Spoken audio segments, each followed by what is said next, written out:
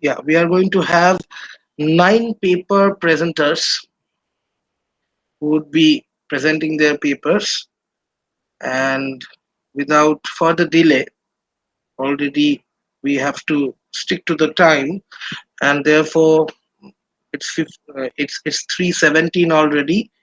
I will be beginning with Shreya Gajraj, research scholar, Indian Institute of Technology, Roorkee. Shreya, please present your paper, and for all the contributors and presenters, we can only have 8 minutes for each presentation, and let's see if we can have time for some commentary or some group discussion afterwards. Shreya, kindly present your paper.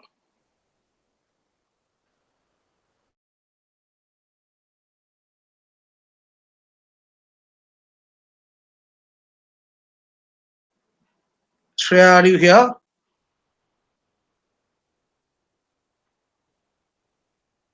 Shreya Gajraj.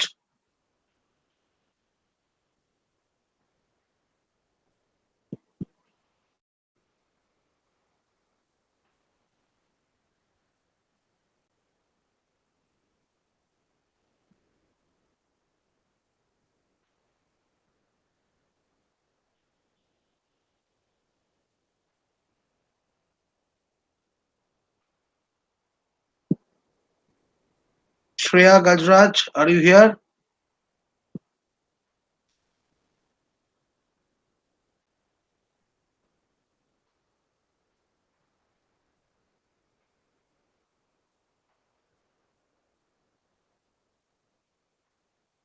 Okay, probably she is not in a position to present her paper. I would now call Abhijit Majumdar, Assistant Teacher of English, Shishu Bikash Academy. Abhijit,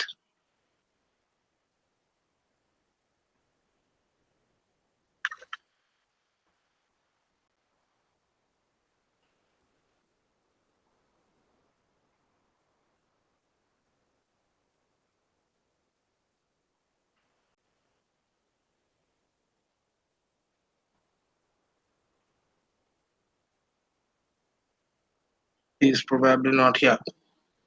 Um,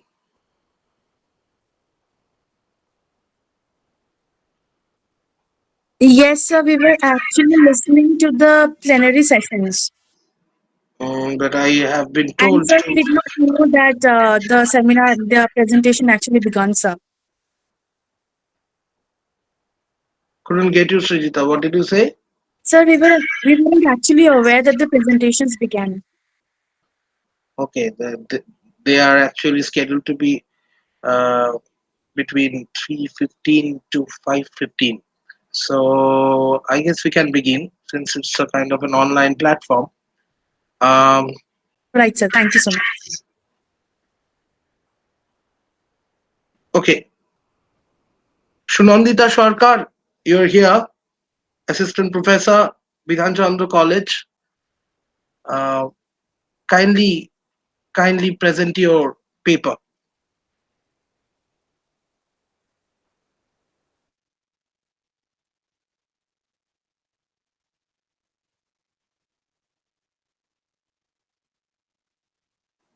Shunandita, are you here? Can't hear you.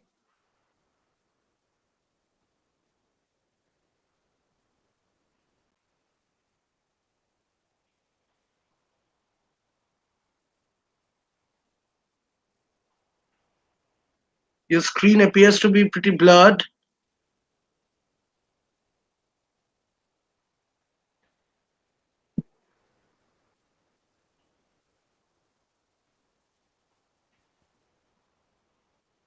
I can see you're unmuted, but I can't hear you. Are you at all speaking?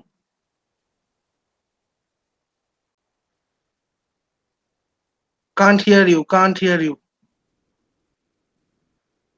I guess getting rid of the earphone or the microphone would be better.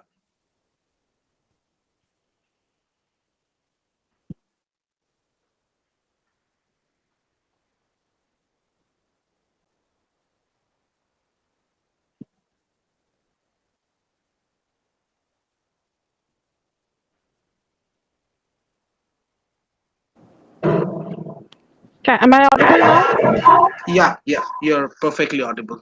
Kindly present your paper. Wait a minute, I have a PPT to present. Yeah, Or please do that.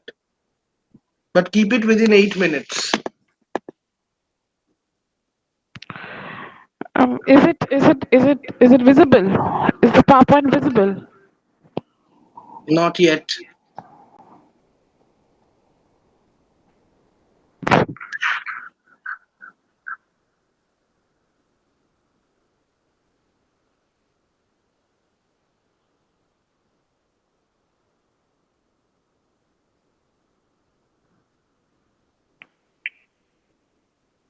Is it visible now? No.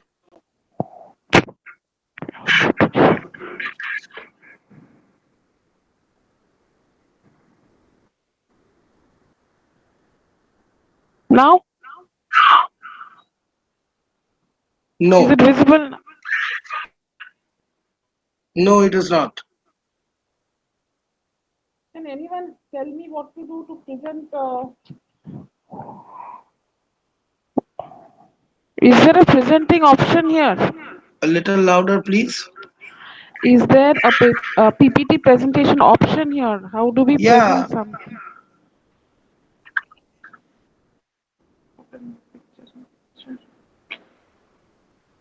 Have you opened the document? Yes.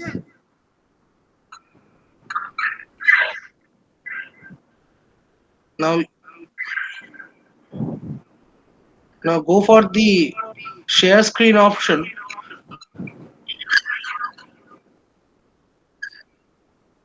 Yes, after share screen, they are asking window entire screen.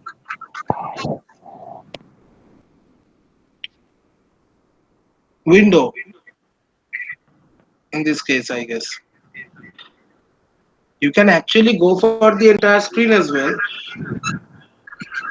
I think now you can see it. Yes, of course. Yes, yes, it is And visible. start editing. Yes, yes, yes, yes. Thank you. Okay, my topic Please. is unveiling existence, and I'm going to refer to a film, Antarjali Jatra by Gautam Ghosh. As regards othering and violence, my basis of my argument is what Michel Foucault has observed.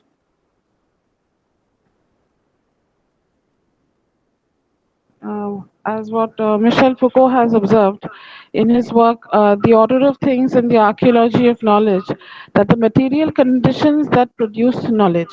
So, you need to produce knowledge in order to create an environment that allows you to be violent towards somebody or some sections of people.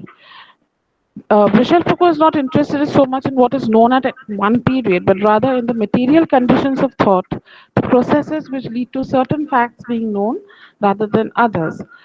In Prison Talk, in this essay, he he says that it is impossible for power to be exercised without knowledge. It is impossible for knowledge not to engender power.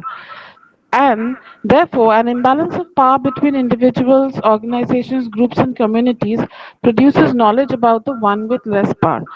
To cite an example, would be there was proliferation of literature, proliferation of scholarly writings on India and Africa in the post-colonial and the height of colonial period in the 19th century, as Edward Said and Mary Louise Pratt have shown. So Foucault argues that rather than knowledge being a search after truth is in fact an offshoot of power that operates in the process of information, which results in something being labeled as fact. Um, Antarjali Jatra is based on the novel Mahajatra by Kamal Kumar Mojumdar, and the film is set in the 19th century, a time of great social turbulence. And this is when sati was abolished after the British government abolished sati. Now, the violence of the ritual of sati is used as an instrument for keeping the grip on a changing society by the orthodox Brahmins. Production of knowledge and later misrepresentation of the same established a systematic violence that often extracts consent from the community. As we know, and I think I'm sure everyone here knows that sati, the route to sati is not really mentioned in most of the ancient scriptures. The Griha Sutras, even Gautam Buddha, he condemned animal sacrifice and did not say anything about sati. There are several hymns in the Rig Veda, not one which mention the practice of sati. So this is a later manufacturing. Atharva Veda has reference to some funeral formalities, but the actual immolation of a widow has not been referred. In the Mahabharata too, there is only one bit of reference that to Madri. The oldest Smritis of Manu, and let me tell you, this is Manu Smriti and Yajnavalkya, they too did not mention Sati. So it came later. What we must acknowledge that Sati did not go popular till 400 AD. In Rajtarangini, this is Kalhana's magnum opus, we find that Sati became popular only after 1300 AD. So in the midst, we have to acknowledge that some sort of production of knowledge, some sort of sanctioning to the practice came about. Now, what happened? Kalhana acquaints us with the historical cases of Sati, and he refers to several queens of kings. He names a few kings like Samka, Karavarman, Yashkara, Ananta Kalasha, Uchchala, Sushala. Now, in this case, Sati was not just performed by the wives, but the concubines, mothers, sisters, relatives, servants, and sometimes even ministers immolated themselves on the funeral pyre. Therefore, the question that comes naturally is what happened and in what process did sati be get restricted to the wife alone.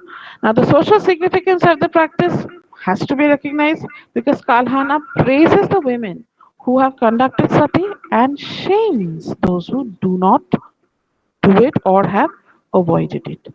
Now was sati voluntary? Was it forced? There are several travelers who say, like Nicola Manucci, he says that in the history of Mughal dynasty, he talks about he himself saving an unwilling widow. Francois Bernier refers to a child widow of about the age of 12, just 12 years old, and she was burnt against her will. Al Baruri states that the wives of the kings, whether they wished to or not, they were burnt. And I have mentioned the book in the PowerPoint, that is Kitabul Hind. Now, there are cases also of voluntary immolation. Um, Epigraphia Karnataka mentions Devaki, a widow in the 11th century who, despite her parents' plea, went on to perform sati. So did Muktabai. And also, Ibn Battuta writes about a young girl who smilingly um, went on to be devoured on the flames of her husband's funeral pyre. Now, as began the presentation with a reference to the film Antarjali Jatra. Now, what is Antarjali Jatra? Antarjali Jatra was a custom prevalent among the Hindu upper caste where a dying man, where the lower body of a dying person was immersed in the holy river.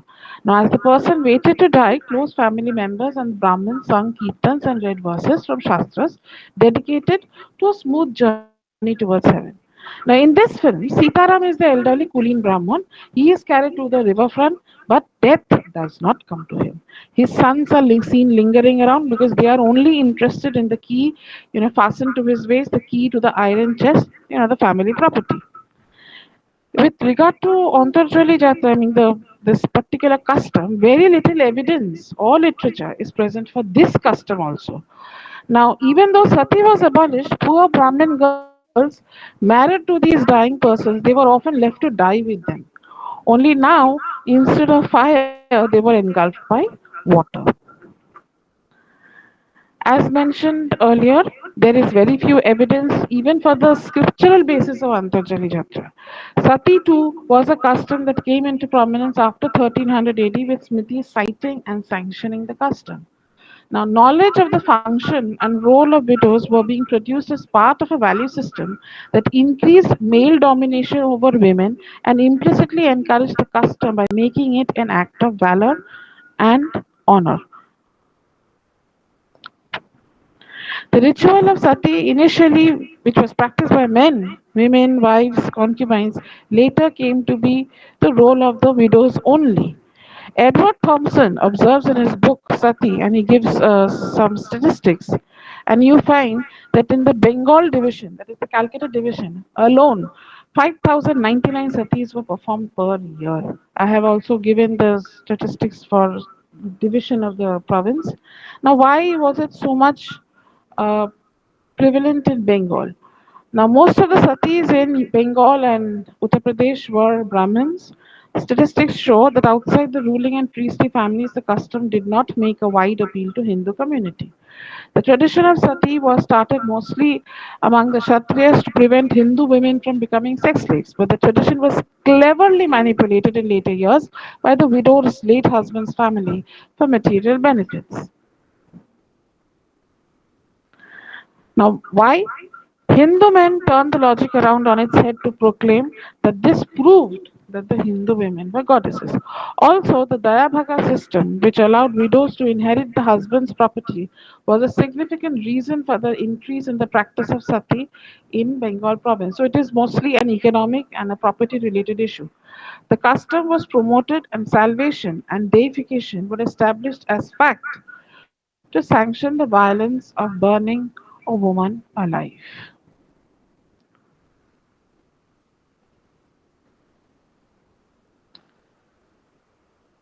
Now, in this film, it begins with the priest.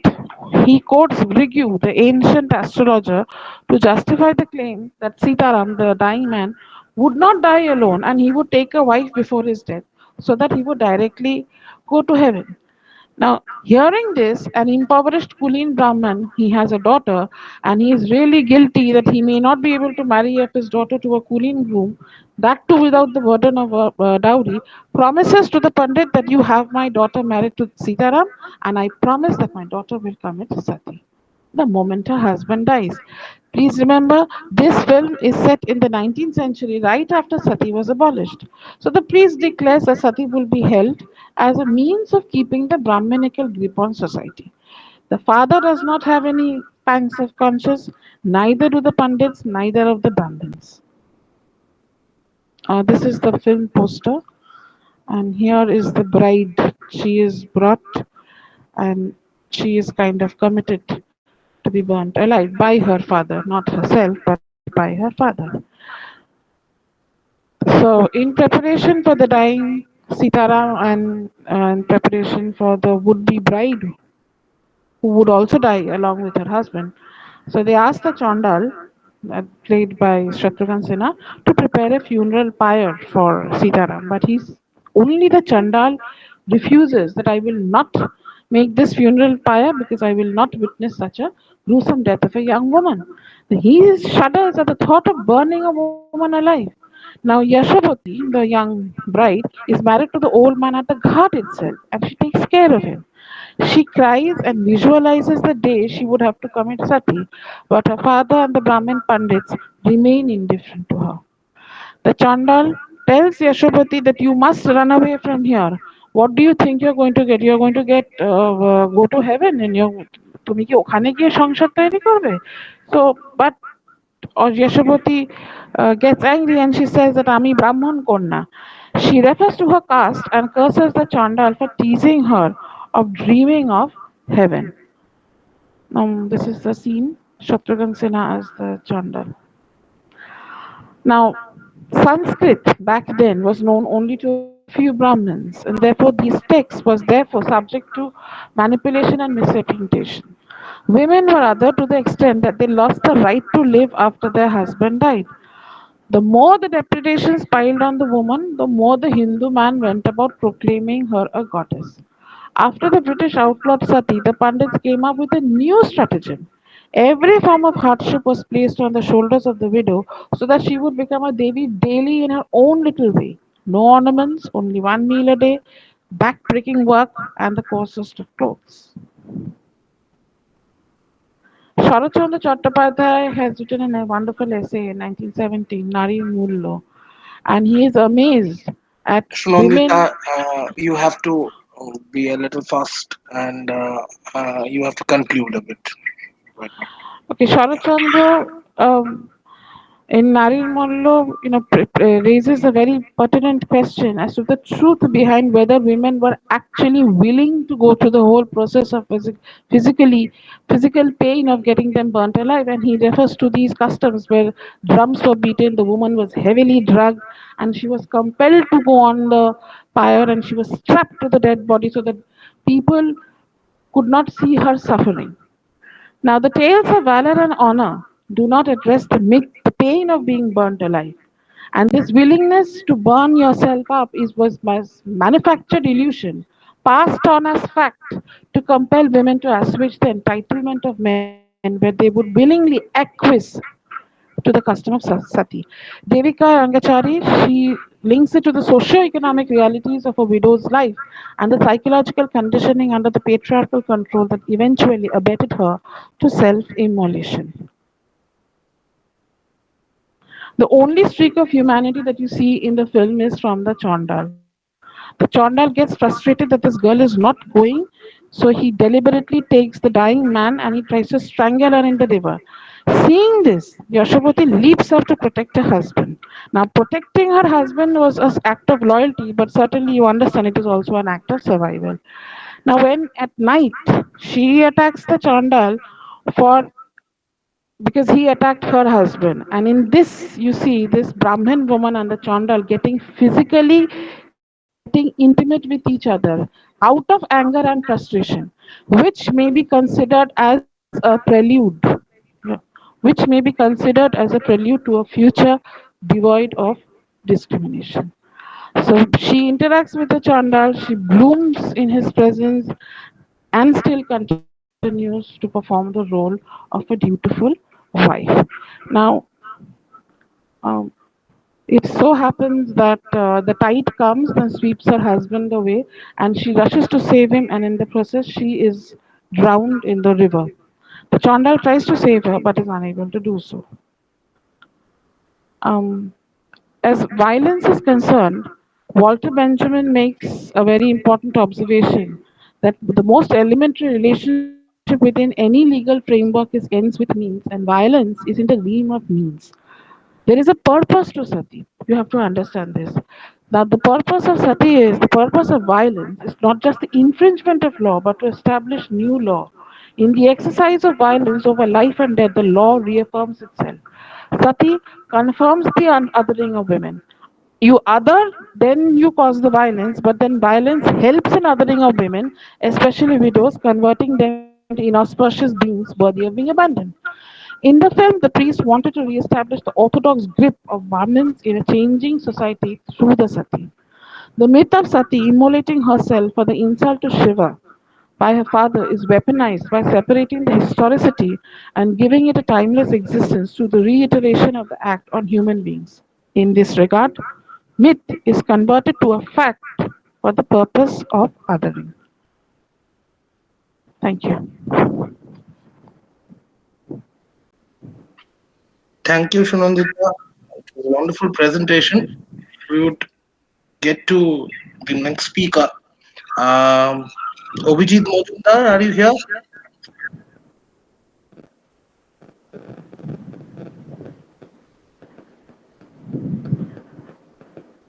Probably he's not here.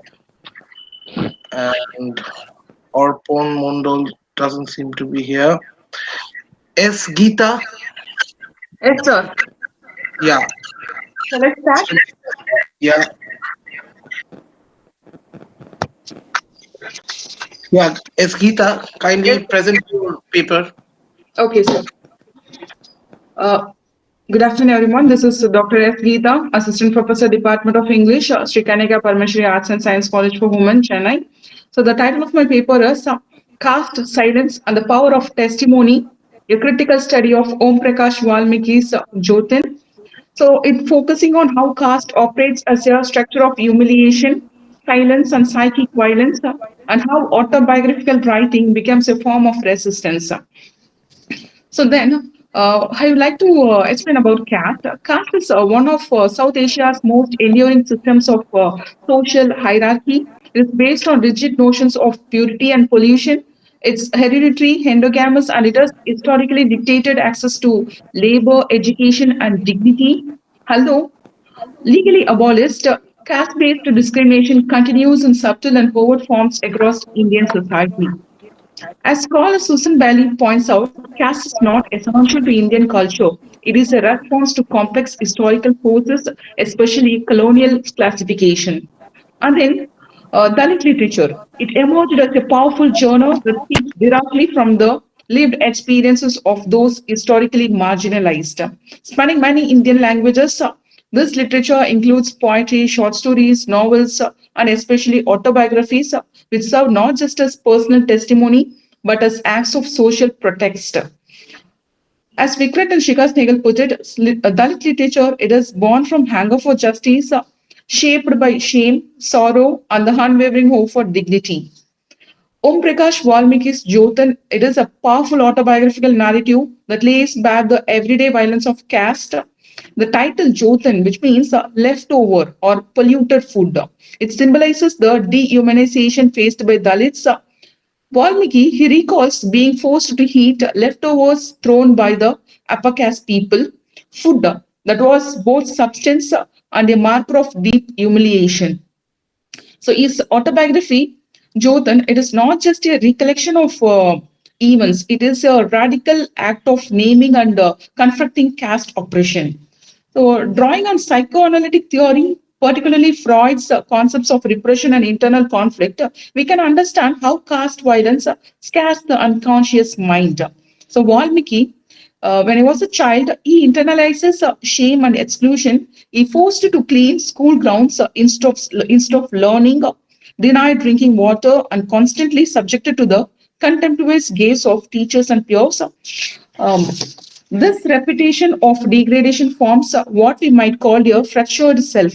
So, where identity is shaped through persistent denial of dignity. So, your core theme of Jotana is silence. So, it is not just imposed silence, but one that becomes internalized. So, Valmiki is not allowed to speak, not just verbally but socially. Is denied language, education, and visibility. His pain is normalized and his existence is treated as pollution. So, as the headmaster says, sweeping is his natural work. Caste ideology presents hierarchy as destiny. So, it's a classical example of what we might call the structural violence. And then, despite the trauma, Jyotan is not just a record of suffering, it is resistant in action. So, by writing his life, Om Prakash Valmiki, he breaks through the silence and transforms his personal pain into collective testimony. So, his father's relentless struggle for his son's education, his begging upper castes, confronting school authorities, shows everyday forms of subaltern resistance which often go unrecognized but are deeply political. So, as Prika states, Jyotan is not just a call for political transformation. Through this narrative, the author he reclaims the agency denied to him as a child. So Jyotan becomes a counter issue of caste oppression. It's asserting that Dalit lives matter and that their voices long suppressed must be heard. So in the end, literature it becomes a weapon. It not only documents trauma but also confronts power, exposes injustice, and carves space for dignity. So to conclude, Jyotin is far more than an autobiography. It is a layered political and psychosocial text that challenges caste not only as a social system but also as a psychological prison.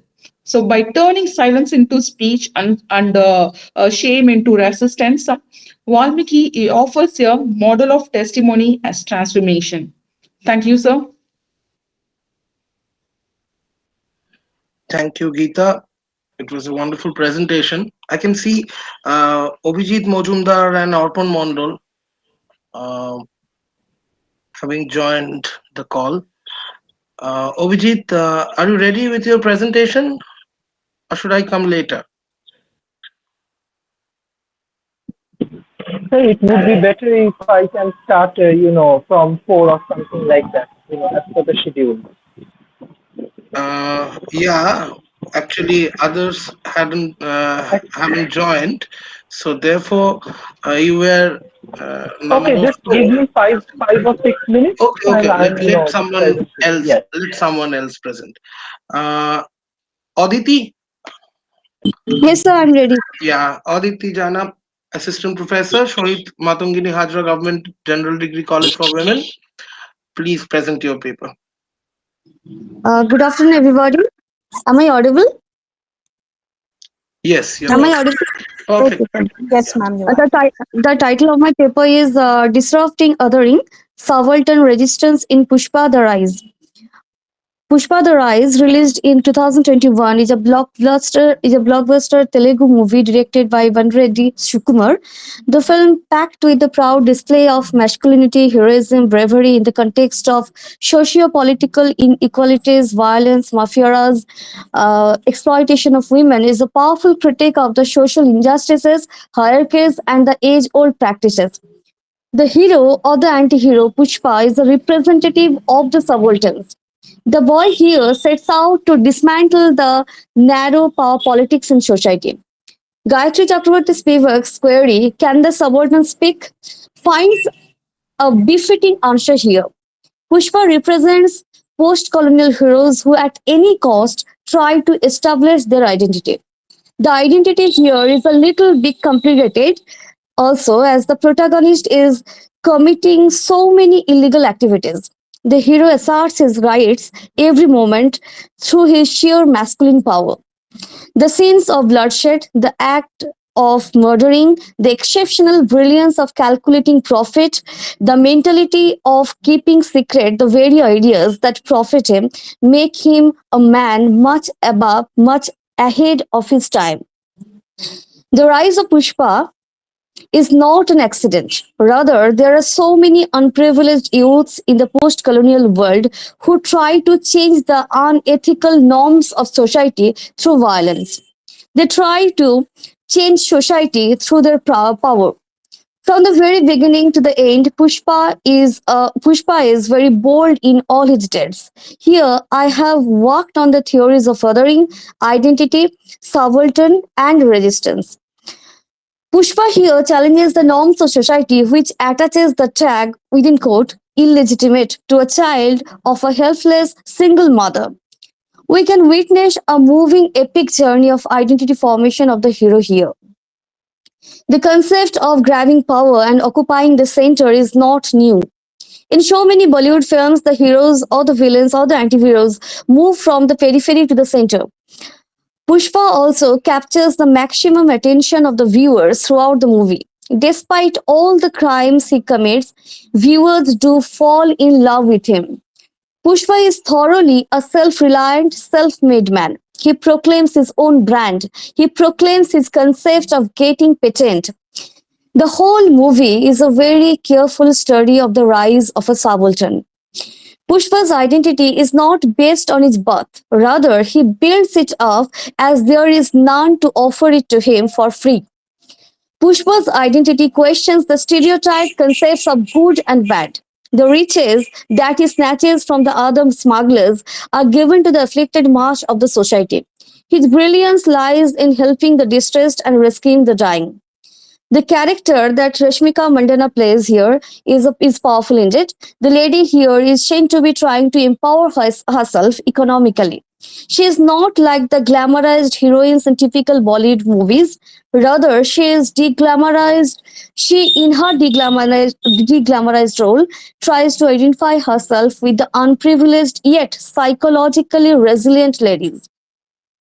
Let us think about the theories Ranjit Guha tried to recover the voices of the marginalized and the outcasts in his research on subaltern theories. He challenged the elites groups by foregrounding the marginalized. Othering is a process where the powerful groups subdue the powerless class of the society. In Edward Shah's groundbreaking book, Orientalism, Shahid points out how the first world countries dominate the East and how they apply the term other to the people of the third world countries, whom they consider to be inferior, exotic. Though the colonial rulers have left the country, still the binaries between the rich and the poor exists.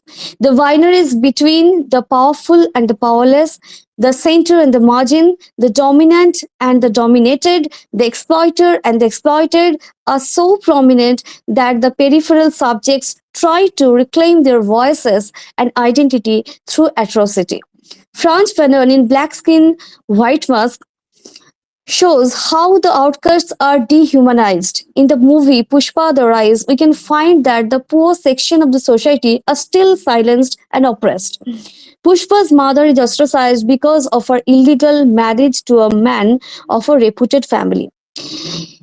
In the society, it is the women who are generally questioned, while the men are left undisturbed. The exploitation of the poor penniless mother gives birth to Pushpa, who challenges the norms of the society and breaks the same to rebuild a society of hope, love, and positivity. Pushpa's assertion of identity is nothing short of a rebellion. He rebuilds society with his bold aggression. The psychological impact of suppressing an outcast is so terrible that a child is turned into a powerful owner of a red sandal syndicate. He is so obsessed with his hard earned brand that he's least bothered about that of the others who get it as a birthright. Thank you so much for giving me a chance to present my paper here. These are the main points in my paper. Thank you. Thanks, Aditi, for this presentation. Quite unique. I'll come to Srijita Banerjee, independent researcher.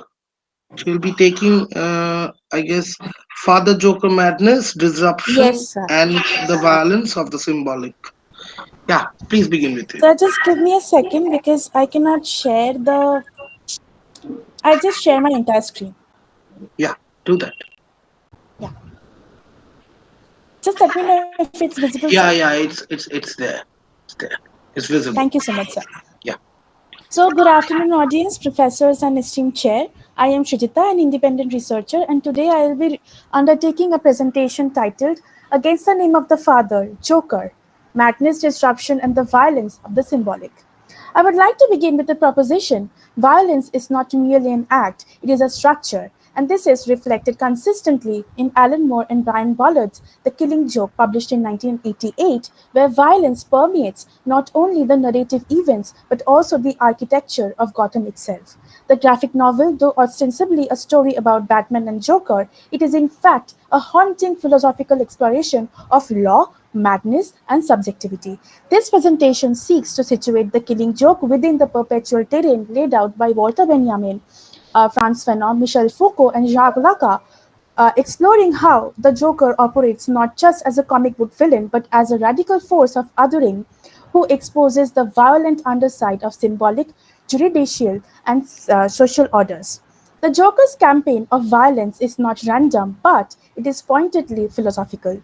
His infamous claim that one bad day is enough to reduce the sanest mental lunacy sets in motion a war not against individual subjects, but against the symbolic order itself. What Lacan defines as the network of language, law, and social meaning that structures identity. In targeting Commissioner Gordon and Barbara Gordon, the Joker launches a direct assault on both patriarchal authority and the symbolic framework it represents. Through a psychoanalytic, philosophical, and cultural reading of The Killing Joke, this paper argues that the Joker's madness is not a lack of reason, but a coherent, if horrifying, critique of symbolic coherence itself. The first part of my paper is titled Violence as Structure, Walter Benjamin and the Crisis of Law. Walter Benjamin's seminal essay, Critique of Violence, published in 1921, makes a crucial distinction between law-making violence and law-preserving violence. Law-making violence is the foundational force through which legal systems are constituted, while law-preserving violence is the form used to maintain and enforce those laws. In The Killing Joke, Gotham's institutions are exposed as fundamentally entangled with these forms of violence. Batman, the supposed moral anchor, performs law-preserving violence while operating outside the actual legal framework. The Joker, by contrast, unleashes violence that is neither lawmaking nor law preserving. Rather, it is a force of deconstruction. His aim is to reveal the rot at the heart of Gotham's legal and moral infrastructure. His violent acts, particularly the shooting and paralyzing of Barbara Gordon, are not merely gratuitous but symbolic as they target the familial and judicial figures that uphold the city's symbolic law. In this way, the Joker exposes the hypocrisy of state and vigilante violence alike. He is not merely an enemy of Batman, rather, he is the mirror image of the law's disavowed founding trauma. The second part of my paper is titled The Joker as the Other, Fanon and the Cleansing Force of Madness. Franz Fanon in The Wretched Earth, published in 1961, famously described violence as a necessary and liberating force in colonial contexts. While Fanon wrote in the context of anti-colonial struggle, his insight into violence as a process of self-formation and psychic reconstruction resonates in Joker's construction of himself. The Joker's possible origin, falling into a vat of chemicals after a series of personal tragedies, is shown in The Killing Joke as a blurred memory, a phantasm that cannot be pinned down. This refusal of a stable origin destabilizes him as a narrative subject and as a symbolic one.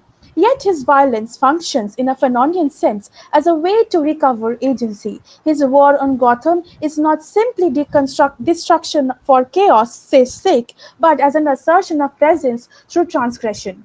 He ceases to be a marginalized victim of trauma and instead becomes a central, terrifying figure of power, even if that power manifests through spectacular horror. His violence is a twisted Gothic vision of Fanon's cleansing force, a form of othering that reverses its own position. The third part of my paper is titled Discipline and Madness, Foucault's Institutional Violence. In Discipline and Punish, Michel Foucault unpacks how modern power operates not through overt force but through surveillance, discipline, and control of bodies and behaviors. Institutions like prisons, asylums, and hospitals become the sites where normativity is enforced. Madness in this schema is not merely a medical condition but a deviation defined and managed by power. Arkham Asylum, which contains Gotham's mad population, epitomizes Foucault's concept of disciplinary power. It does not cure, rather, it contains. The Joker's repeated incarcerations and escapes reveal Arkham as a revolving door and a symbolic institution that fails to reform and instead reinforces cycles of violence. The fourth part of my paper is titled Lacan and the Collapse of the Symbolic Order. Jacques Lacan's tripartite model of the psyche, the imaginary, symbolic, and the real, offers a powerful framework for understanding the Joker's madness as more than a pathology. The symbolic order for Lacan encompasses language, law, and social codes, and finally, the name of the Father, which is the symbolic authority that binds desire and regulates meaning. Entry into this symbolic is what constitutes the human subject. The Joker, however, refuses the symbolic as his speech, jokes, and ideology all defy logic, sequence, and moral coherence. He lives in what Lacan would describe as a psychotic register, one in which the symbolic fails to hold. His desire is not mediated by lack or law, but by immediate, volatile, and violent characteristics of what Lacan calls the real. By breaking down his symbolic identity as a father. I'm so sorry. I think I missed something. Just give me a second. Right. I would just like to repeat the last point. His desire is not meditated by lack or law, but is immediate, volatile, and violent, characteristics of what Lacan calls the real, the traumatic current that resists symbolization. The Joker's most explicit Lacanian moment comes in his assertion, all it takes is one bad day to reduce the sanest man alive to lunacy. This is not just a threat, rather it is a thesis. He tries to return Commissioner Gordon to the real by breaking down his symbolic identity as a father and a lawman. Through a series of grotesque tableaux, a nude photograph of Barbara, funhouse torture, and degrading laughter, Gordon is pushed toward what Laka would describe as the foreclosure of meaning. Yet Gordon's refusal to descend into madness, we have to show him our way works, becomes a moment of symbolic resilience. Batman too ultimately refuses Joker's invitation to the real, offering instead a moment of reconciliation. And I quote him, I don't want to hurt you. I don't want either of us to end up killing the other. But the final panels, Batman laughing alongside Joker, as we can see here, the laughing echoing into silence suggests ambiguity. Has Batman stepped into Joker's psychosis even for a brief moment, or has the symbolic nearly bent, not broken? The Killing Joke is not simply a story of good versus evil, but it is a meditation on the fragility of order, the complicity of institutions in violence, and the allure of madness as an epistemological alternative. The Joker emerges not just as a character but as a critique, a force of othering that reveals the cracks in the very structures meant to secure coherence, morality, and justice. His war against the symbolic order is waged not only with guns and laughter but with a philosophical precision. He unmarks the fact that the law is upheld by violence, that sanity is defined through exclusion, and that trauma can be rendered aesthetic rather than ethical. In laughing at the world, the Joker turns it into a joke whose punchline is the loss of meaning itself. And perhaps the greatest horror of the Killing Joke is that for a moment, even Batman laughs. Thank you so much. Thank you, Sujita. It would Was be I wonderful audible, to. sir? Yeah, you were perfectly audible. Thank you so much. Being an enthusiast in terms of comics and graphic novels, I would definitely want to talk to you later. Oh, It not that one. uh, Oishika Mukherjee, independent research scholar, researcher, Women's College, Calcutta. Are you here, Yes, Oishika? sir. Yeah. You can present your paper now. Yeah. Yes, sir. I'll just need 1 minute to share my screen and I'll begin. Sure. Sure.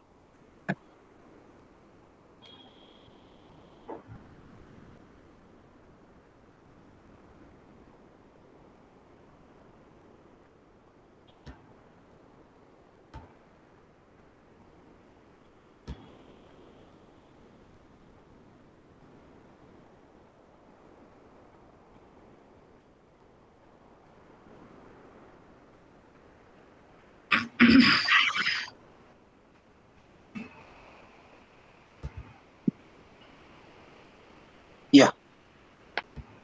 Seems ready. Yes.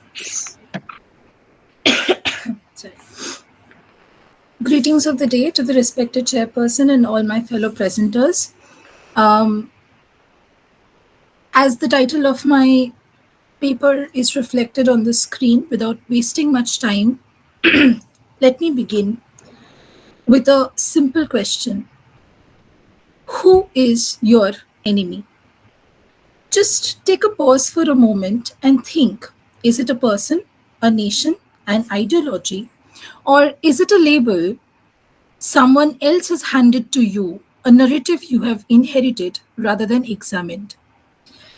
During the 17th century, renowned philosopher John Locke introduced the term tabula rasa, Latin for blank slate, to describe human mind at birth.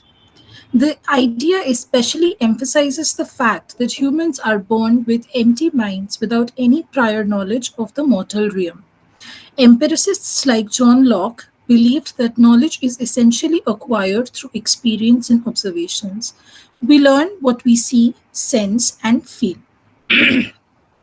So, simultaneously, while acquiring knowledge about all the basics of living and livelihood, we were taught to identify our enemies. According to popular English dictionaries, we formulate one single definition of enemy. It should be something like a person who hates and tries to harm you. As children, certain images of juju or Loch Ness monsters were used as child management tools by our respective guardians. Those were probably our first introduction to the idea of enemy. But then, what makes someone an enemy? Is it their action, their beliefs, or is it something more constructed, more curated? Since time immemorial, societies have often painted figures of violence, fear, suspicion, and opposition as enemies. In the aftermath of 9/11, the then US President George W. Bush Jr. declared, either you are with us or you are with the terrorists. This binary not only defined a global war on terror, but also reduced an entire spectrum of political identities, religion, and regions into a single category: the enemy. But such reduction is not new. Post structuralists like Jacques Derrida presented the idea of acquiring knowledge through binary oppositions inspired by Hegelian dialectic, which, according to him and other contemporaries, has been practiced for months of Sundays. During the Cold War, the Soviet Union was routinely described in the West as godless, mechanical, and inhuman. Similarly, during colonial rule, British discourse depicted colonized subjects, especially in Asia and Africa, as savage, irrational, and incapable of self rule. What is interesting is none of the above mentioned examples of binary qualifies as mere observations which led to organic formulation of the idea of enemy. In fact, if carefully observed, they were planned discursive strategies, deeply political tools used to justify violence, control, and domination. To comprehend how the figure of enemy is not simply found or organically formed but actively produced through language, imagery, and ideology, we must turn to the concept of discourse. The event we are examining is the discursive construction of the enemy, a process in which power operates not only through weapons or laws, but through the very narratives that shape what we perceive as real, dangerous, or morally unacceptable. As Michel Foucault writes in Power or Knowledge, in 1980, discourse is not simply that which translates struggles or systems of domination, but is the thing for which and by which there is struggle. This means discourse does not reflect reality, it constructs, it doesn't describe the enemy, it produces the enemy as a socially intelligible category, one that can be feared, criminalized, dehumanized, and ultimately controlled or eliminated. The enemy, in this sense, is not a person or group per se, but a position within a discursive field assigned attributes, meanings, and moral judgments by those in power. This is more evident in Edward Said's Orientalism, which offers a groundbreaking critique of how the West constructed the East as its civilizational foil. Said reveals that the Orient was not a geographic or cultural entity in its own right, but a conceptual creation of European discourse. The East was framed as timeless, irrational, seductive, and threatening, all in contrast to the West's self image as rational, progressive, and moral. As Said writes, the Orient was almost an European invention, a place of romance, exotic beings, haunting memories, and landscapes, remarkable experiences. This imagined Orient served multiple purposes. It justified colonial domination, reinforced the superiority of the West, and enabled a binary logic that divided the world into knowable opposites. The construction of the Eastern other became essential to the West's construction of itself. The phenomenon that is observed here is of inventing an enemy to stabilize identity and legitimize power. It neither limited to colonialism nor outdated. It is echoed in contemporary geopolitics, the portrayal of a certain religion as religious extremists, refugees as invaders, dissenters as traitors. These are not spontaneous reaction to actual threats. They are the effects of discourse mobilized in moments of crisis to reinforce existing structures of power. To borrow from Jacques Derrida, these constructions rely on binary oppositions like civilized, barbaric, rational, irrational, us, them, which are not merely opposites but hierarchies. The enemy is always the one who lacks reason, morality, culture, and humanity. And by positioning the enemy as lacking, the dominant subject positions itself as whole, as legitimate, as natural. Stuart Hall, whose work on representation in media discourse allows us to deepen our understanding of how enemies are not only constructed through ideological systems, but also visually, linguistically, and emotionally encoded in the everyday images and language that saturate our media environments. While Foucault focuses on discourse as a system of power or knowledge, Hall brings our attention to the mechanisms of representation, how signs, symbols, and narratives circulate through culture to produce meaning. In his essay, The Work of Representation, Hall defines representation as the production of meaning through language, an essential part of the process by which meaning is produced and exchanged between members of a culture. In simpler terms, the image of an enemy as a concept is not constructed originally. Instead, we learn to reflect the concept of an enemy through tedious coded portrayals and accounts which are injected into our systems. These reactions are instinctive. They are ideologically trained responses constructed through a shared cultural vocabulary of threat. Think about how some visual codes, such as a migrant crossing a border, a bearded guy wearing a turban, or a protester with their face veiled, instantly elicit emotive reactions of suspicion, dread, or animosity. One of Stuart Hall's most um, one of Stuart Hall's most impactful theoretical contribution lies in his model of how media functions not as merely as a transmitter of information but as an ideological apparatus that constructs and circulates meaning. In 1980, in his formative essay Encoding Decoding, Hall contests the idea that media communication is one-way process from sender to receiver. Instead, he claims that media texts are encoded with meaning by their producers and are often influenced by dominant ideologies, institutional positions, and socio-political contexts, which are then decoded by audiences in various ways depending on their own cultural frameworks. In context of the discursive construction of enemy as a concept, this model is particularly useful, especially when we analyze enemy discourse in news media where political enemies are consistently racialized or demonized. For instance, in films where villains are often marked by foreign accent, skin color, or religion, or during the political campaign, slogans like law and order, protect our borders, or clamp down on radicals encode particular groups as threat to national security. When a broadcasting company encodes a narrative that poses any specific group as a threat through visual prompts, choice of language, or selective depiction, it banks on the postulation that audience will adopt an overriding reading that these individuals are in fact hazardous or objectionable. These aren't accidental, they're part of what Hall calls a regime of representation, systems of visual and linguistic codes that teach us who belongs and who threatens that belonging.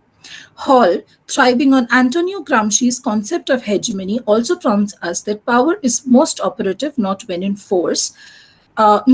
forces, but when it convinces, when it becomes common sense. Thus, the construction of an enemy doesn't always require unambiguous publicity. It is often delicate, naturalized through repetition, so that the figure of the enemy seems obvious and incontestable. For instance, the label terrorist.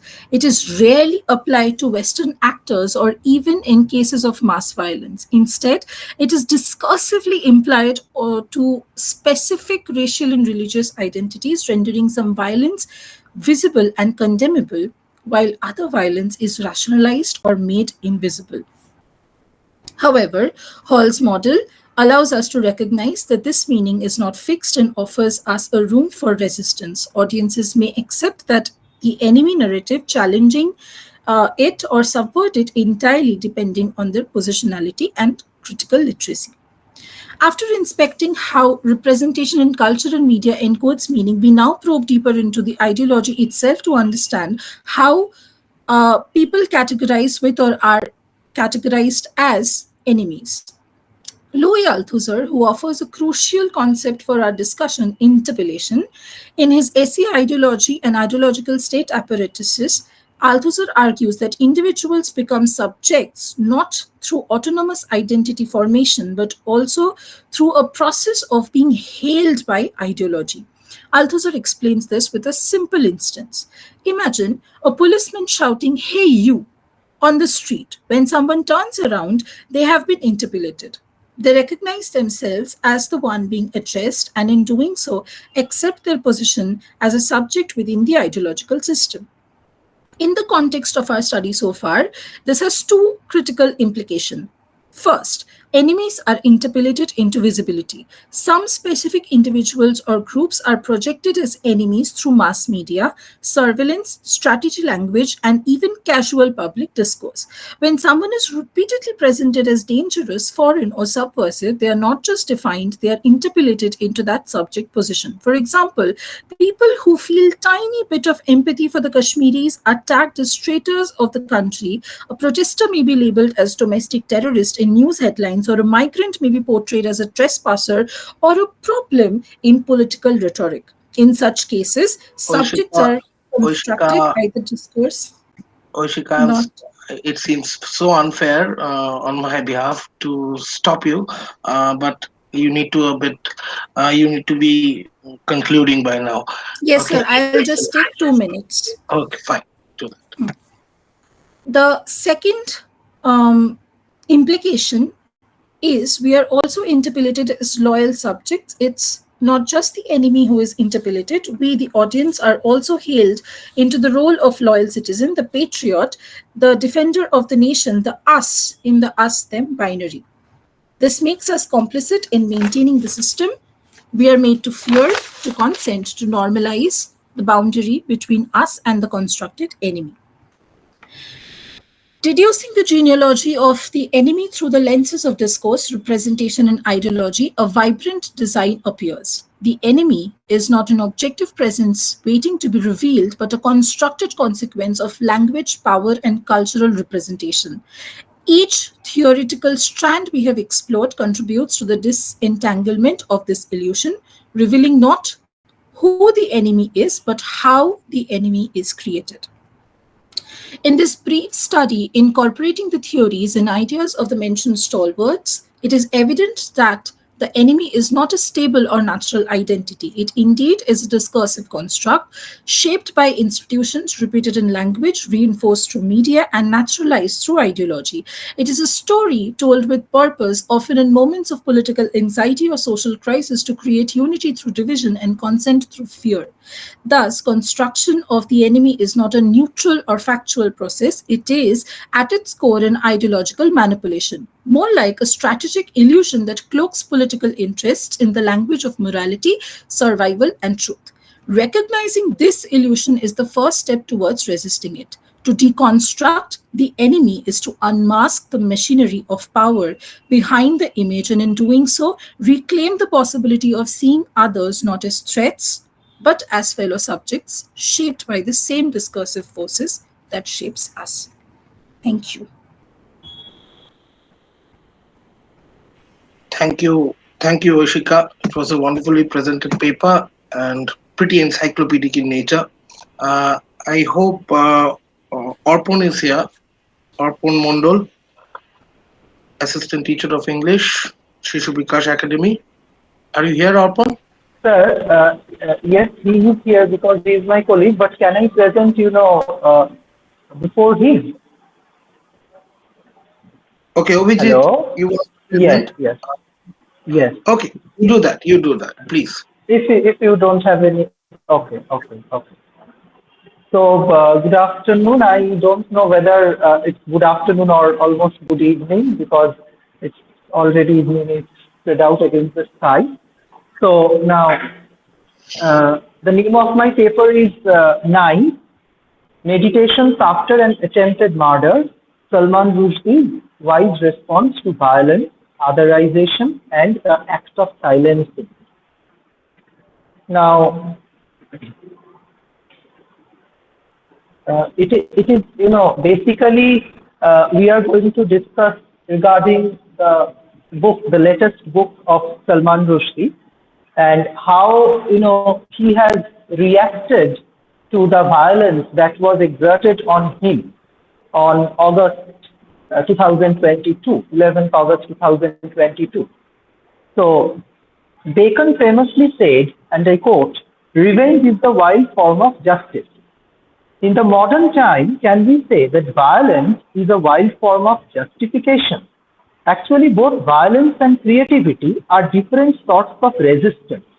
If violence tries to resist the free voice of truth, creativity advocates for the latter, that is, the voice of truth.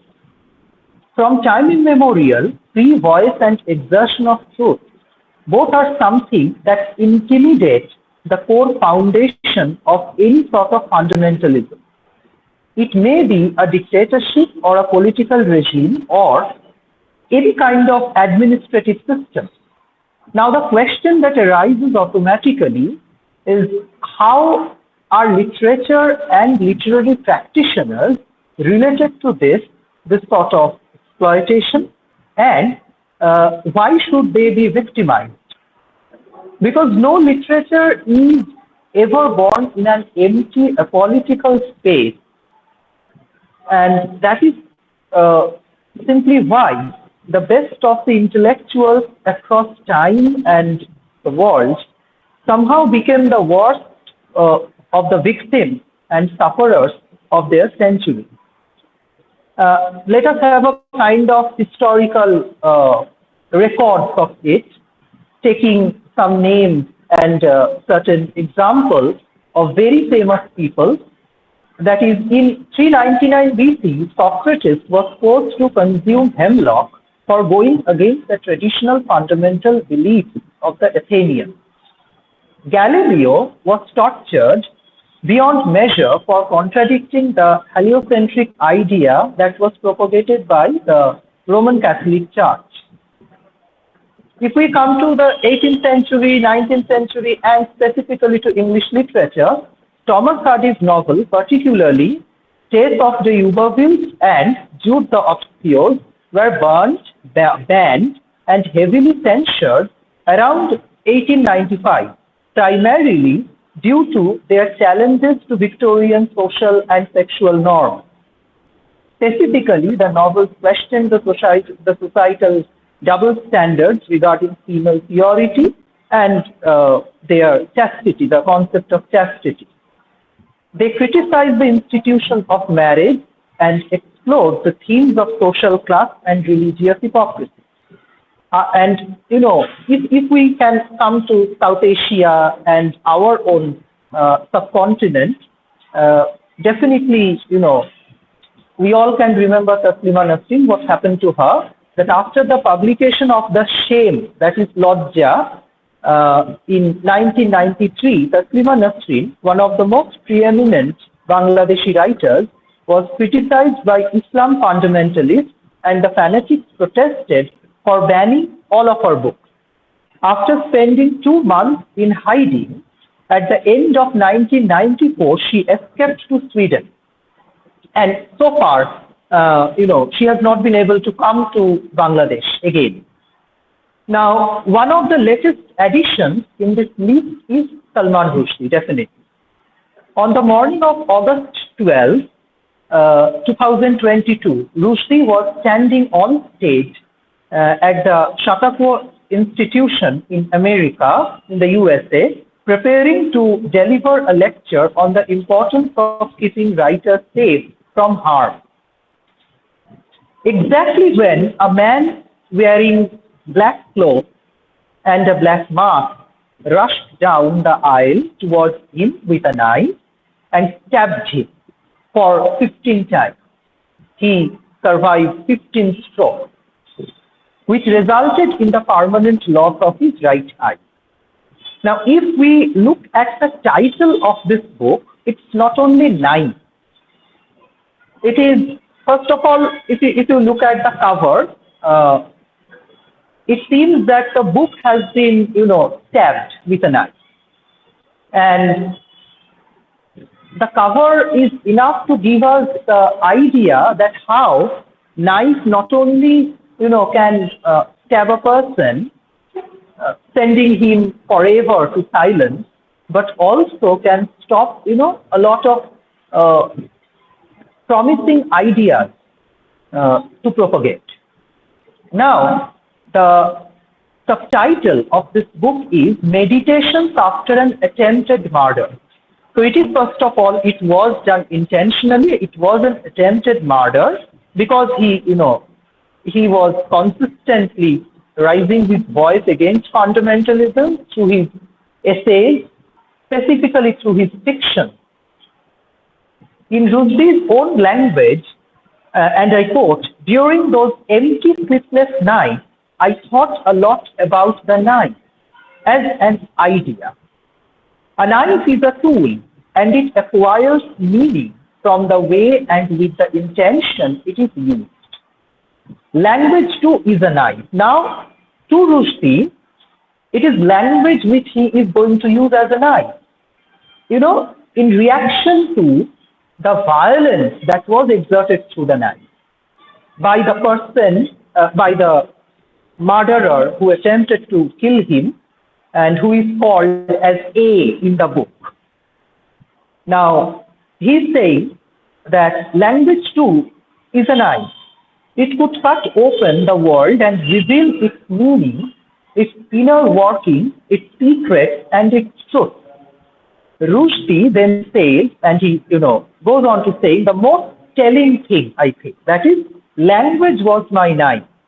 If I had expectedly been caught in an unwanted knife fight, may language and creativity be the knife that I could use to fight back against violence, against fundamentalism, against the exertion of exploitation.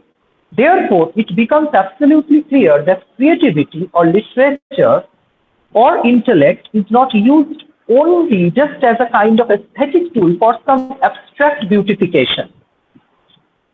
Rather, it can be used as a tool to combat the growing tendency of exerting violence. As opposed to violence, creativity has to play its role effectively so that at least some space remains for the free voice, truth, and honest intellectual practices. In November 2024, this is, another context, but, the person concerned is the same, that is Rushdie. In November 2024, Rushdie's satanic verses got released from its ban in India. In 1988, just after 10 days of its publication in Britain, Rushdie's fourth novel, that is Satanic Verses, was banned in India by the then Indian government, led by Rajiv Gandhi, with the allegation that, I quote, it posed a threat to the public order. Now the question is, why are these writers victimized? A simple and straightforward answer is, they stepped into the lion's den with a dim lamp of truth. Rushdie not only vehemently attacked Islam fundamentalism, but also the fundamentalism that is inherent in the interpretations and practices of the religious beliefs. And as a writer is less authoritatively powerful than the fundamentalist, a writer has to face the brutal consequences. Vijit, kindly conclude. Yes. Only 2 paragraphs are left. Therefore, Knife is not only a meditation on the 20 seconds of attack and 15 strokes that the writer survived. It also establishes the language, that how language and creativity are equally powerful to create a narrative against that of violence. The more there have been violent attacks on the great intellectuals of the world, the more did it help them to come up with a revolutionary pieces of realization. As Rushdie survives the attack, loses one of his eyes, and returns home after 6 months, he envisions a palace of ABC. That is the palace of letters and words with which he will again, start telling his dream experience to the world of sensitive and sensible readers. Just 2 points to conclude. That is, there is no mention of the word forgiveness in the entire book. So he's not a person to forgive the murderer. There is a kind of idea that literary practitioners they always have to empathize and sympathize with everyone, but he is not doing that. That is number 1. And number 2, he also takes an interview of the murderer, in order to understand what actually propelled him to commit it. So I'm sorry, I have already, I think, exceeded my time, but thank you so much. Thank you so much. Yeah, your screen had frozen at the end, but it was a wonderful presentation. I know it's very unfair to tell you to stop, but I have to deal with it this way. Um, Orpon, Orpon, are you here? Yes, yes, sir. Yes, I'm here. I am here to have to start my session. Just give me a second, so that uh, just to say. Okay, do that. Okay. So a very good evening to all of you. Today I am here to talk about the multiplicity of nature of violence and its representation of violence through the ages from classic literature to popular culture. And see, now we are starting with the advent of the evening, the night, which is generally correspondence with something which is known as violence. So today now, before delving into my topic, I want to start with a caution. That is, violence is injurious to state, and I have a question, isn't it? So let me tell you that we love and celebrate violence, and within the upcoming couple of minutes, I will show you how important violence is when it comes to human story.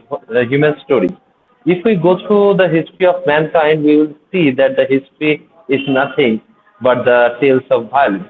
But don't worry, I will make it easier for you. Think how King Ashoka became the king, but the history tagged him as one of the most benevolent kings. Or think of Akbar, another superstar of philanthropic king, and his treatment to the Rajput kings like Maharana Pratap is really questionable. But that is something which we will discuss in later. But what I want to say today is violence has its multiple dimensions, multiple aspects, and that often reflect and shown in the society, and it also projected in the literature for various purposes. The primitive instinct of hunting paved its way in literature as an outcome of Freudian expression of his desire of the civilized human being. The first few books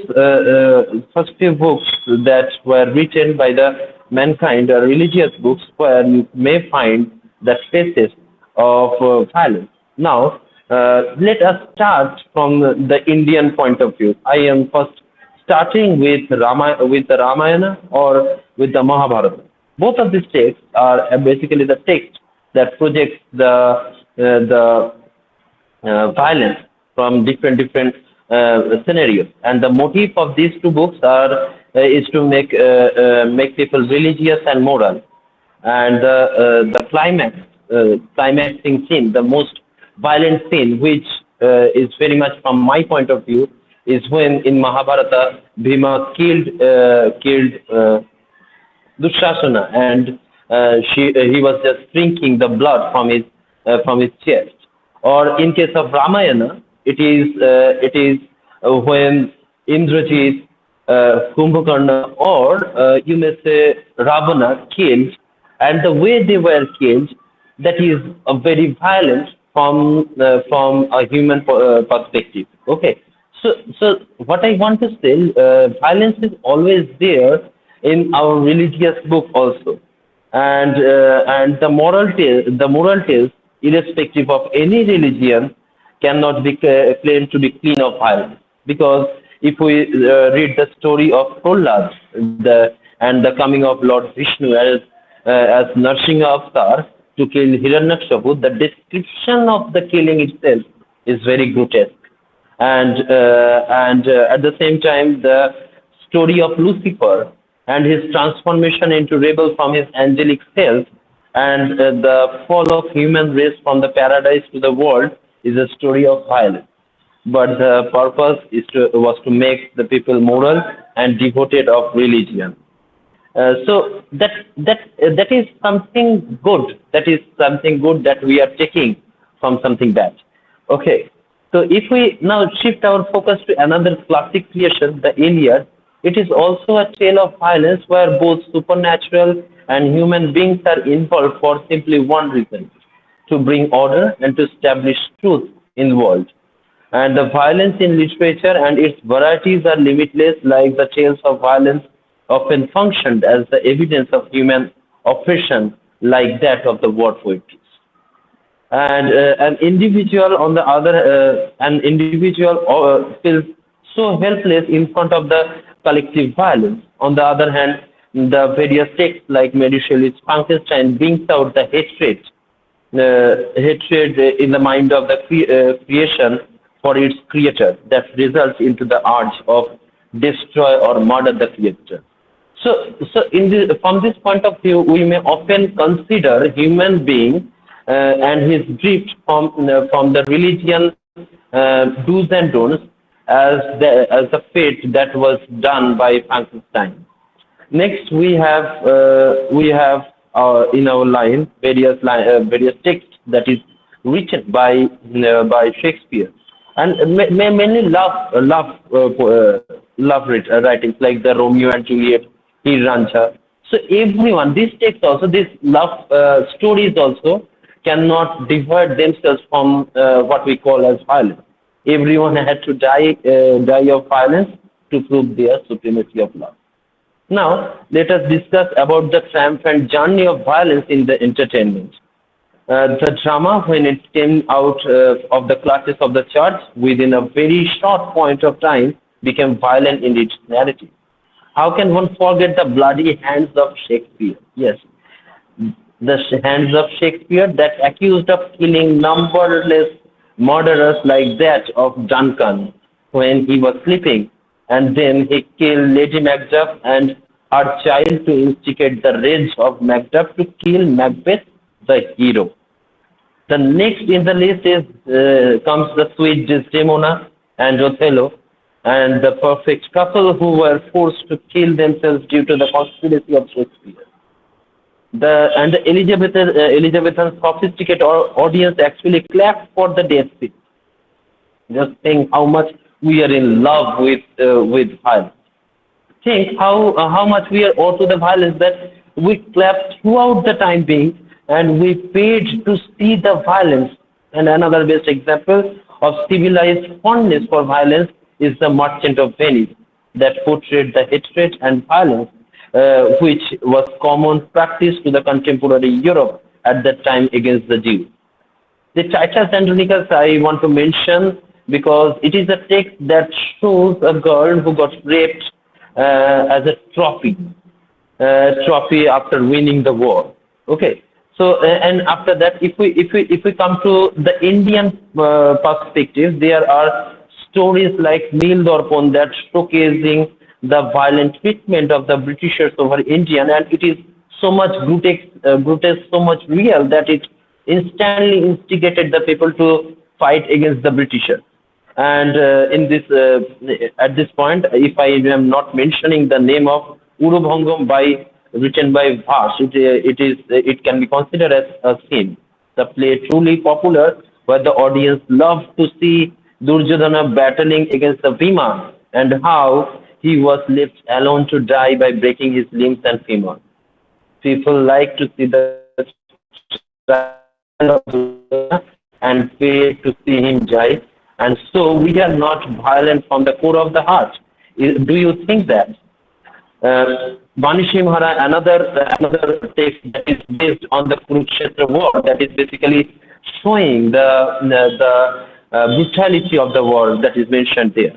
Even we do not spare our children, and we introduce cartoons where we show the fightings like Batman, Avengers, Mad Max Fury. These type of movies, they actually are very award-winning movies because they got awarded in order to showcase the violence in a very different and very efficient way. I must say.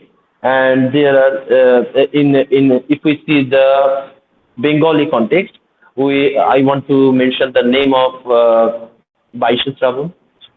Okay, our very own Baishe Shravan, which is directed by Srijit Mukherjee, and he is we basically that is a cult movie, and it got its famousity only because of the blood-stained stone, the murder scenes and everything. In fact, you may the most important thing that you may remember is the glass of whiskey full of the blood of the protagonist. Okay, okay, and who committed the suicide at that time. Arpon, Okay. Arpon, sorry to Yes, interrupt. sir. I will You have to. complete it within just give me 1 minute, sir.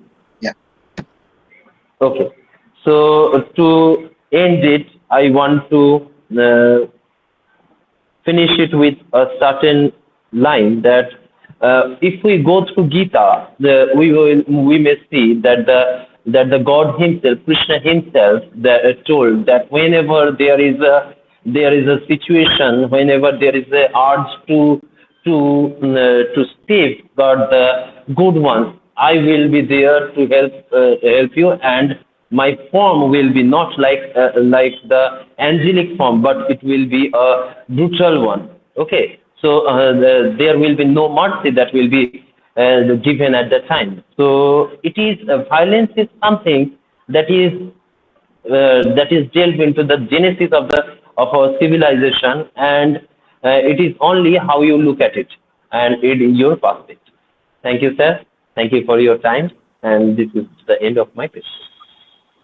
Thank you, Arpon. I'll come to Preeti. Preeti, are you here? Yes, sir. Good afternoon. Good afternoon. You can present your. Sir, am I audible to you? Yeah, absolutely. Okay, thank you.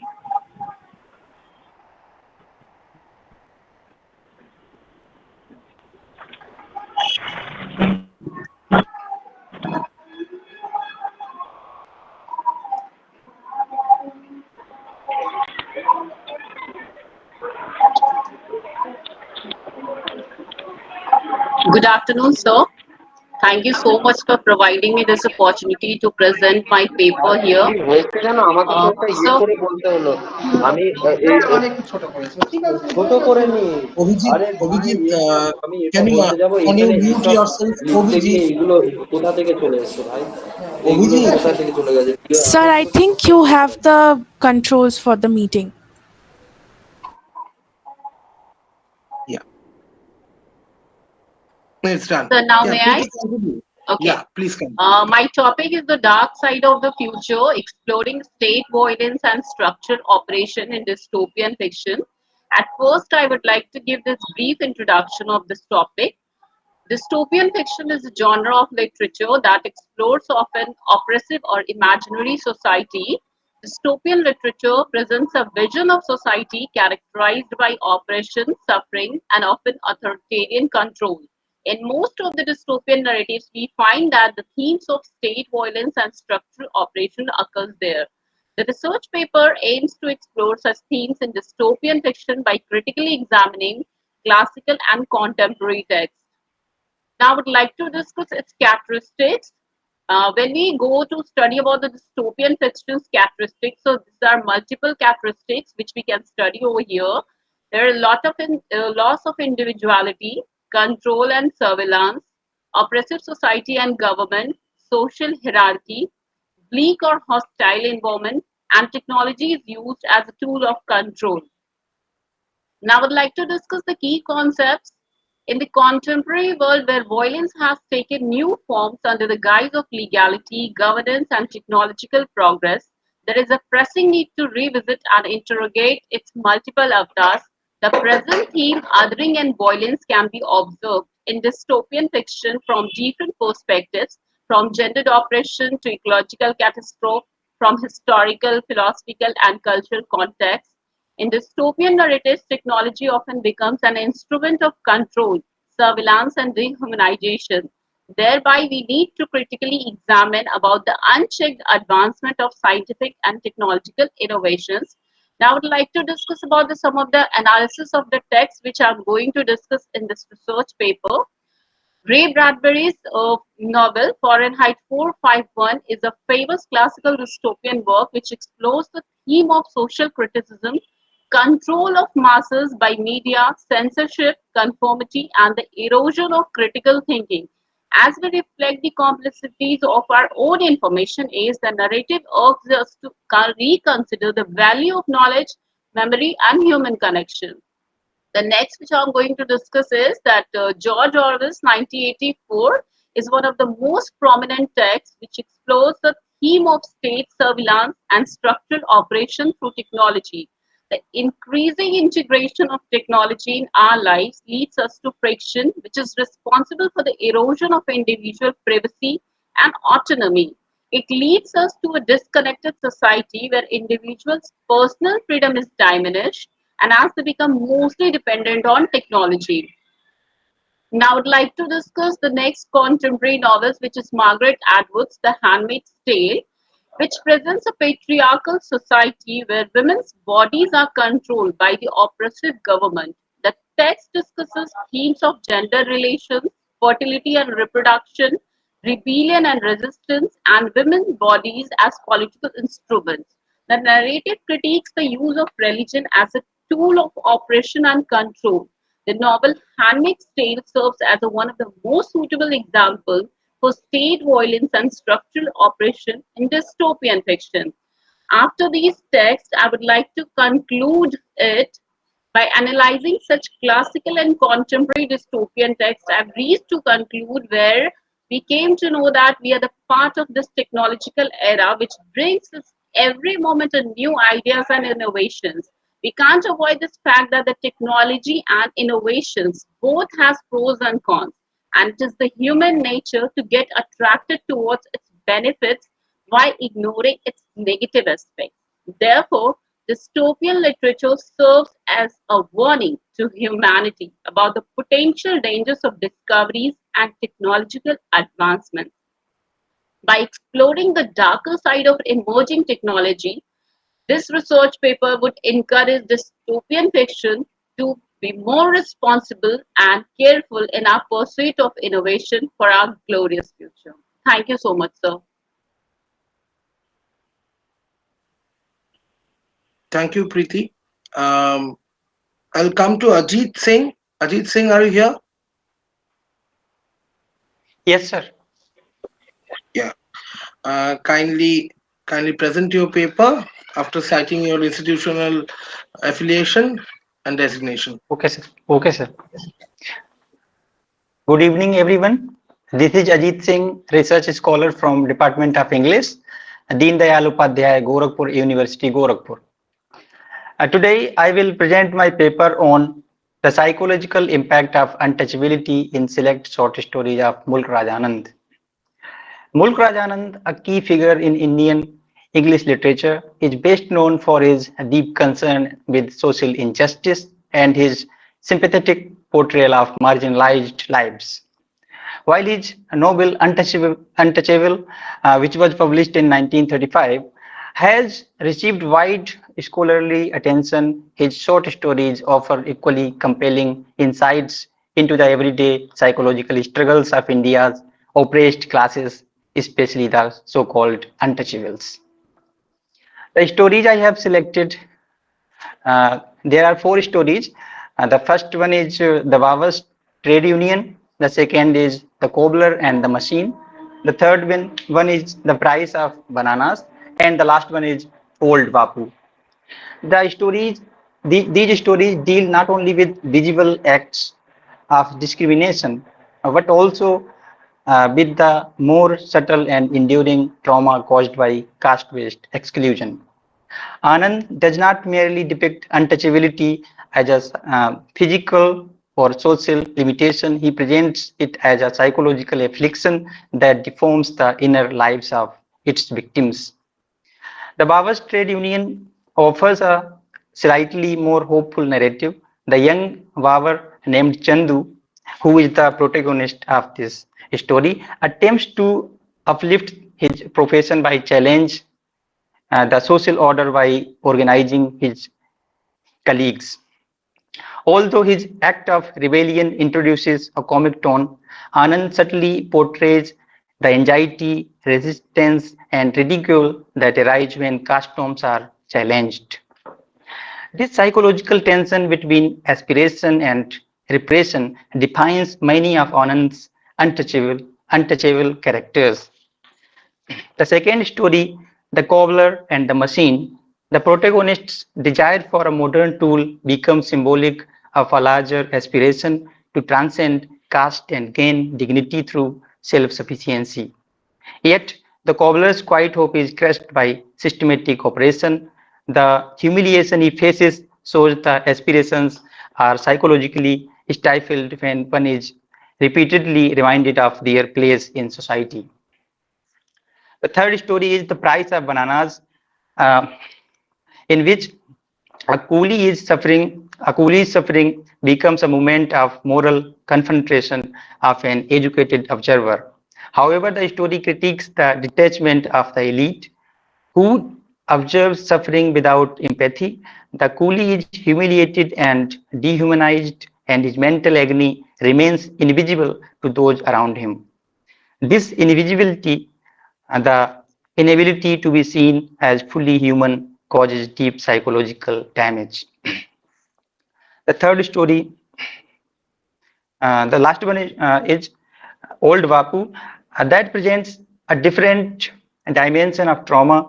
Here, the protagonist is not only an untouchable but also an aging man whose body and spirit have been worn down by years of exclusion and neglect.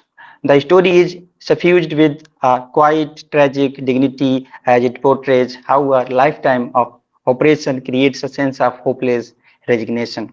The psychological pain of being repeatedly denied basic human respect accumulates into emotional numbness. Across these stories, Anand uses techniques like interior monologue, irony, and symbolic objects to convey his characters' inner worlds. In his work, he reveals how untouchability scars not only bodies but minds, generating shame, self-doubt, alienation, and almost suffocating sense of inferiority.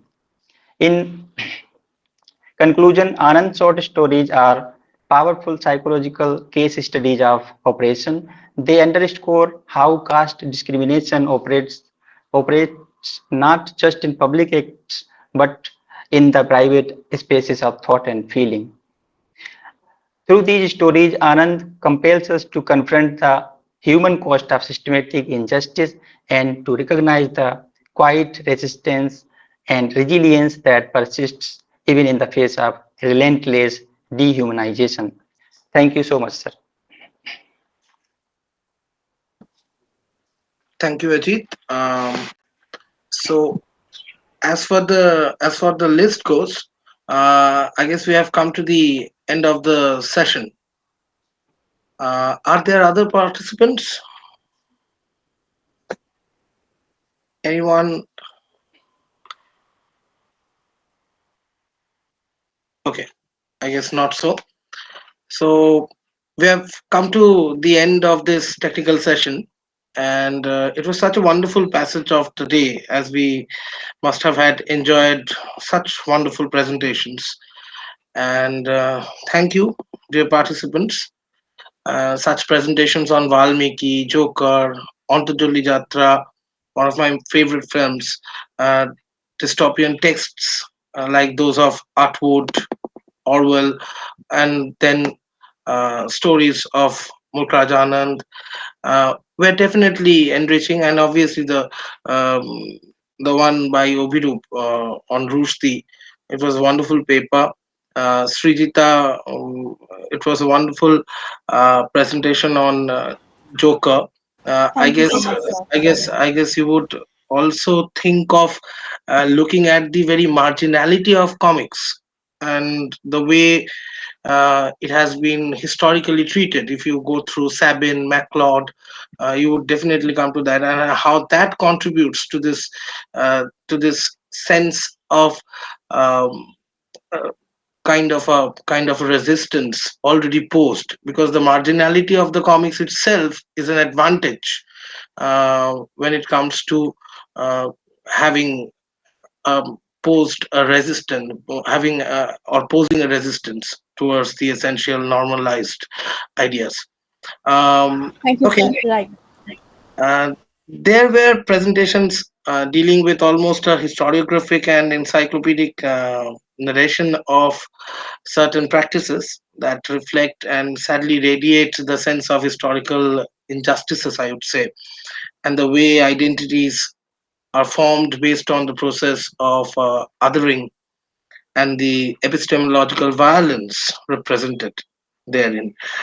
So it was indeed a wonderfully enriching time spent, and these discussions are essential for having a sensitive attitude, and we need to get sensitized to meditate on the structures of violence and marginalization, and thereby only thereby we can find the means of transcending them.